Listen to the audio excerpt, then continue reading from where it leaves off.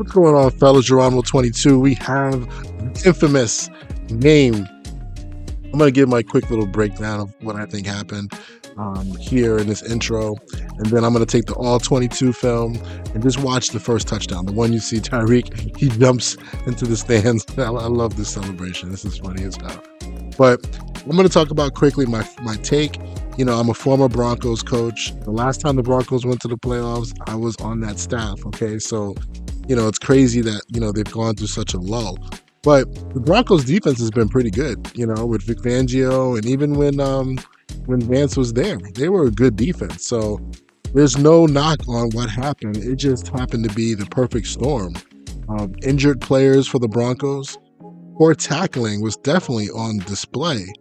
And then also the speed and the aggressiveness of the Miami team. I mean, they were just playing really, the offense for Miami was doing a great job.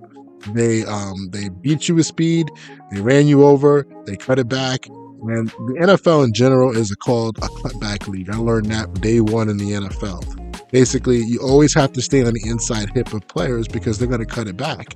But Miami really presents a problem because you want to run your fastest because these guys are so fast all over the field, running backs, and receivers alike, that you kind of overcompensate and overrun guys. But the main thing though was tackling and not bringing the hips. Guys were basically just grabbing, and they weren't bringing their body. They weren't running through tackles. So I know that coaching staff is going to get that worked on this week, and I think it could probably be fixed. But when you have so many injuries on your defense and you have a lot of starters out, it's just really hard to compete. Now, when it comes to those backups later in the game, backups on backups, it looks like Miami's backups are a little bit better than Denver's backups, who pretty much started the whole game. So now there were some technique things that I saw, some coverage issues, and that's what I like to highlight a little bit more of the strategic side of things here, so you guys can learn about like coverages and how things should work in the NFL, especially when it comes to match coverage. And that's what the first play was, a match coverage breakdown. And I'm going to explain to you what I think and how I would fix it if I was the DB coach or the defensive coordinator. But, they might have different rules, of course, and, you're going to learn football that way. So, tough one for the Broncos. I know Vance Joseph is a good coach, so he's going to come back and make that, get things right. And then from there, be a better team. So enjoy this little one-play breakdown. The DB tier in my Patreon will have stuff like this on a regular basis, except it's going to be more full game breakdowns or at least multiple play breakdowns. But I wanted to make sure that I get you guys something just to talk a little bit about this game, because this game is going to go down in the history books, even though Mike McDaniel took the knee at the end. He didn't go for that field goal to break the all-time record, but this game is still going to be remembered for a long time. All right, so you guys know where to reach me. If you have any questions, comments, concerns, hit me up. I'm going to give you the little one-play breakdown, and we out. Peace. All right, man. So they come out in the first series and they hit him with a big play touchdown. I can't believe this. I'm sure that's what the coaches were thinking too. Unbelievable how somebody could be that wide open in the NFL. And there is a reason for it. It could be potentially poor technique by one player in particular. And it could also be a coach that got scared into making this call based off of what happened the play before. Okay. So let's just talk about what we see from an offensive formation standpoint. You have a wide receiver who's inside the numbers on both sides. Okay. And in the numbering system, you call those guys number one. Then you have your tight end on who's off the ball. He's a number two. Okay. So we call this a 2-by-1 formation. These are the immediate threats close to the line of scrimmage. So when that happens, you have to also think about what type of routes you might get. A lot of times in the NFL, from what I used to teach my guys, is when you get 2-by-1 formation passing plays, a lot of it is built off of play action. So there's going to be some sort of fake something, right? And you're going to get deep routes, okay, by guys on the offense. That just gets your mentality set to what you need to do from a defensive standpoint, okay? But more importantly, what coverage are they playing? Let's talk about that quickly. They're playing right now something in the NFL called cover nine, okay? Cover nine is the inverse of cover six. So if you know from football, I'm sure you guys probably understand it. Cover six is quarter, quarter, half, okay? Basically, quarters to the passing strength, which in this case is to the top. It would be quarters up here. This is cover six I'm talking about. And it would be cover two at the bottom. All right. That's cover six. So cover nine is the opposite. All right. Now you're going to get your half field players at the top of the screen. So your corner is a flat corner. Your safety is a deep half player. Okay. That's the half field side. And then over here, you're playing quarters, match quarters. All right. I could talk about in much detail what that means. But essentially, the safety is going to play any in breaking route from number one. The corner is going to take him if he goes vertically past 10 yards. And when I say take him, it means basically turn into man to man match from the outside leverage. Okay. The only thing, though, is that when you play this coverage, this is not what you do a whole lot of. There could be some potential bust, okay? So when people look at this and they say, well, it's cover two, that's zone coverage, right? Cover four, that's match coverage. Well, that kind of ends up being how these guys play it here. You play this like it's match coverage and it's zone coverage. So this is the zone coverage side, and this is the match coverage side. So when the offense runs this play, where they run a dig, short dig, kind of like a drift route. Tyreek Hill does whatever this was, it just kind of runs the open space. All right.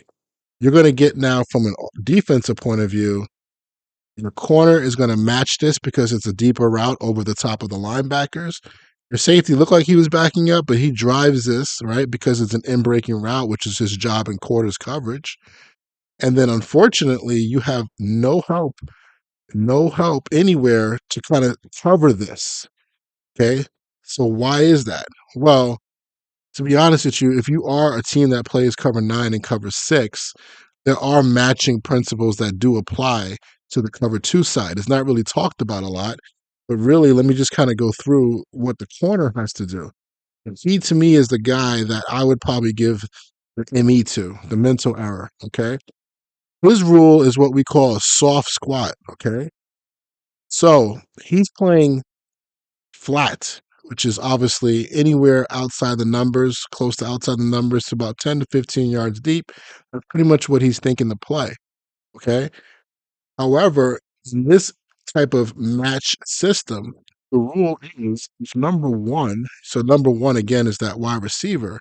If he runs vertically up the field, which is what he does, vertical is anything over 8 yards, 10 yards, heading deep down the field. Okay. He can run any route like he did here. You are supposed to stay on his outside leverage hip and ride with him and stay with him almost like you're playing man to man underneath coverage, but with eyes on the quarterback, eyes on the backfield, and ride him. Okay.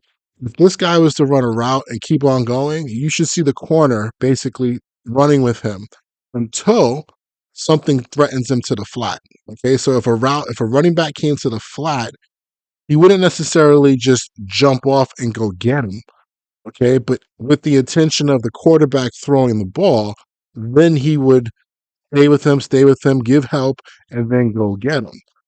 So let's just watch the corner here on this route. Even though this is an in breaking route, I would probably tell the corner, hey, stay with this guy, right?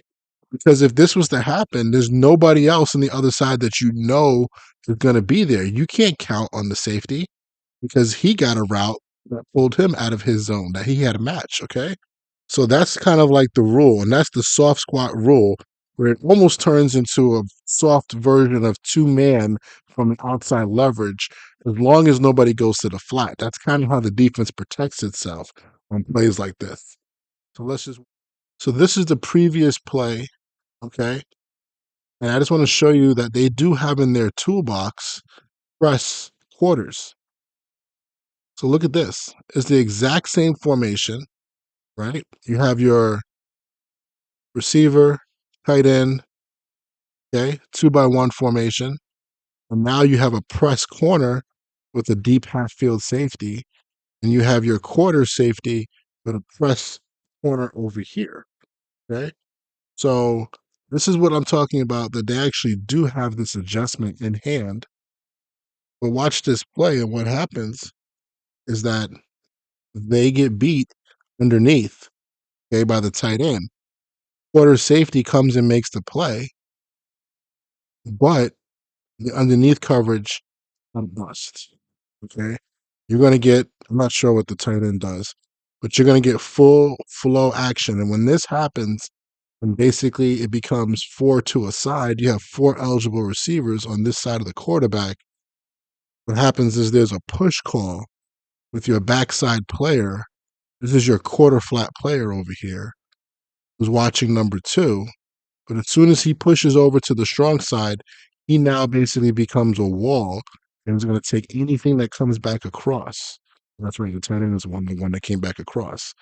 So that is his responsibility. All right. And he didn't do that on this play. He let the tight end go, got caught up in the backfield fake. It's not an easy job. Loses his pass responsibility, and the safety has to come up from his quarters position and just make a game saving tackle. And now the next play pops up and run the same formation. The coordinator calls the same call, but now says off coverage, and the rest is history. Right? So that's how it can work, man, in the NFL. The coordinator is really on top of it, the offensive coordinator. He can kind of set these plays up and maybe predict that this could have happened. But I'll tell you what, I just think this is more of a bust. And it definitely has to come back down to how the corner played that play and how he has to potentially take the receiver as he heads up the field. Okay. So let's just watch what happens here. Let's see if anybody does go to the flat, right? Nobody.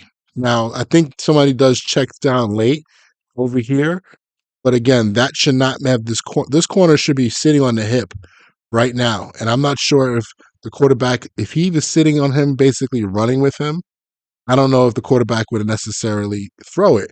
Now, I get it. You might say, Coach, well, he's working inside the field so far. Well, there's also a problem called no pressure, right? There's no pressure on this play. And unfortunately, that's where the quarterback now turns into kind of an off schedule play. And these guys are just football players, right? That's what you want from your players, to kind of turn nothing into something. But I would definitely say that corner should at least be with him at this point on the clip. Now, I know there's somebody, going to the flat late. In this situation, you have to stay with that guy.